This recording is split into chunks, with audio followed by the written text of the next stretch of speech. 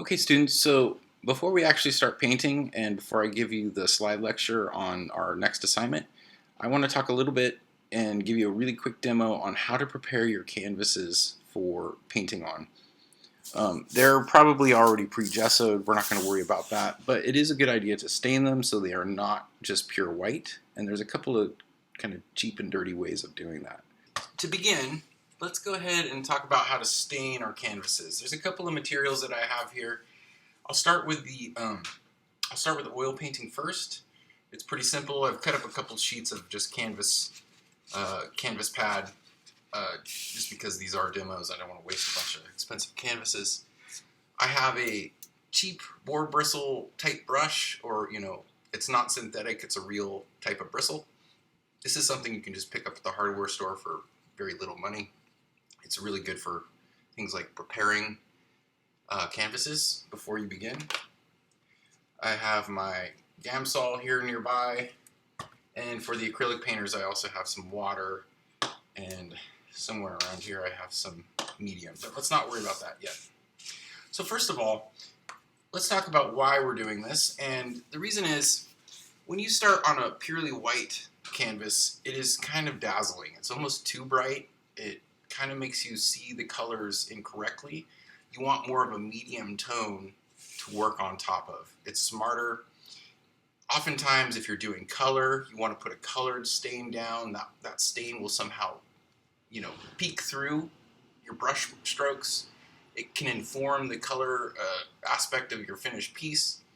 But for this black and white monochromatic one, we'll just start with black and see how that works. Okay. There we go. So I've just got my ivory black here. I'm going to go ahead and just put a couple dabs of it down on the paper. The idea here is I'm going to thin it out so much that it should be kind of translucent, so it'll make more of a gray. And ivory black is a semi-translucent paint, so it should, when thinned out, work all over. So the real simplest and easiest way of doing this, and this is if you don't care so much about brush strokes and that sort of thing, and this works fine for me, is just take a rag, something that you're willing to either sacrifice, throw away, or just let dry and have stained with paint. Add a little bit of your thinner to it, and take these little dabs of paint that you've put on and move this around. You want to do this on a surface that you don't care about so much, because it's going to get off to the sides here.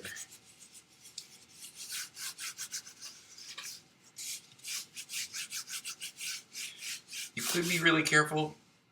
Watch. I should have taped this down. Your canvases won't move around as much because they're heavier. Okay.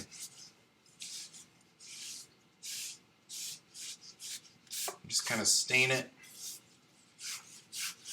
only using just a little bit of thinner and those little dabs of paint. Now this isn't going to dry immediately. You could probably start working on it within a half hour. So now would be a good time to go start collecting the items for your still life. Or you can let it set for up to, you can wait 24 hours if you want it to be fully dry. You can just easily test it with your finger after, let's say, an hour or so, just to be certain that it's something you can work on. But now you can see it's a nice gray tone. I can still work on top of it with charcoal or graphite, and when I paint, it's going to be much easier for me to determine when I lay whites down compared to blacks and everything in between.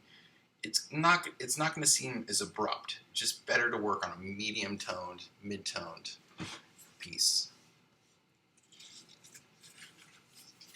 Okay, so that's the easiest way.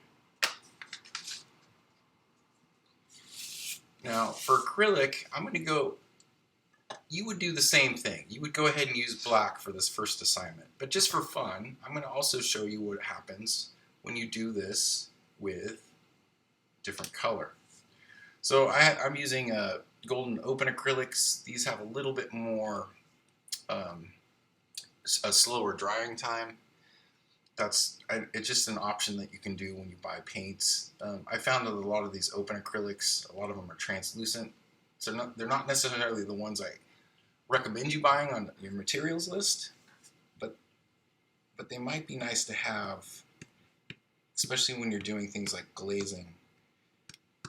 You could consider getting some, or you could just add the medium to them and make them dry slower, which is probably the more versatile way. Just get traditional acrylics with regular drying time and add the mediums to them to make them dry slower. Okay, and then over here I like to use I have this nice little syringe. I can pick up some water, put it into a dish, and I'll show you the different version, this time using a brush. So I'm going to load this up with water, and I'm going to take this and just move the paint around until it's got an even, uniform stain. The trick to doing it this way is to be sure that you go in different directions. So start going vertically like so, and then go in the other direction.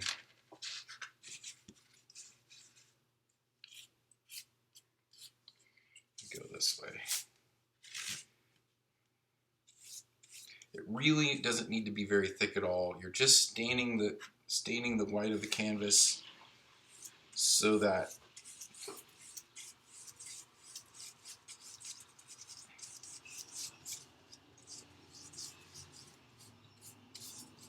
you have a nice color to work on top of.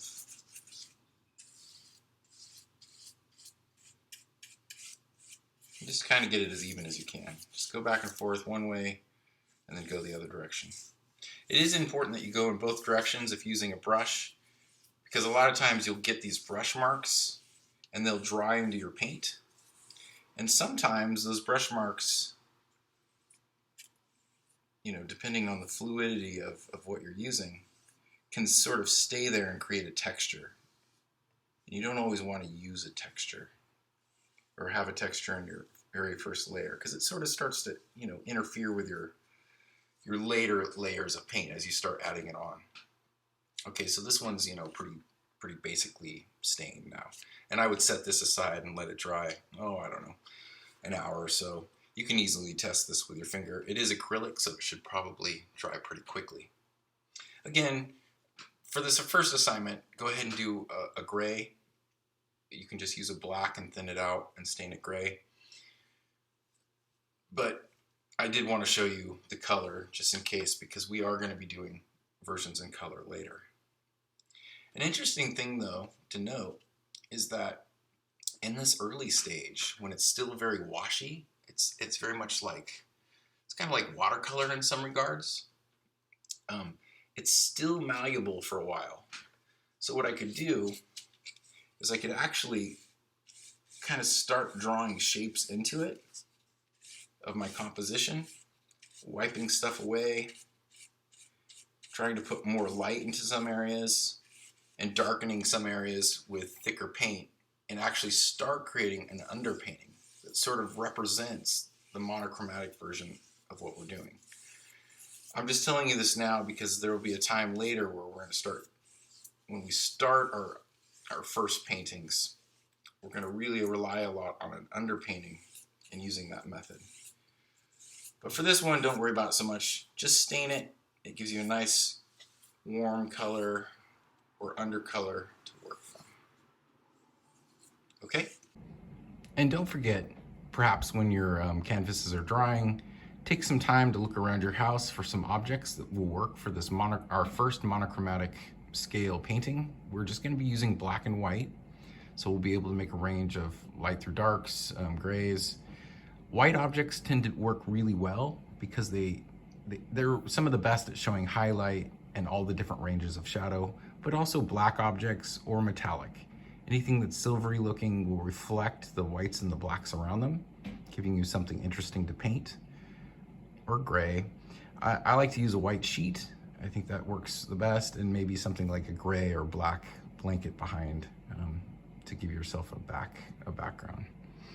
Okay, make sure you collect those things and start setting up a still life with good lighting.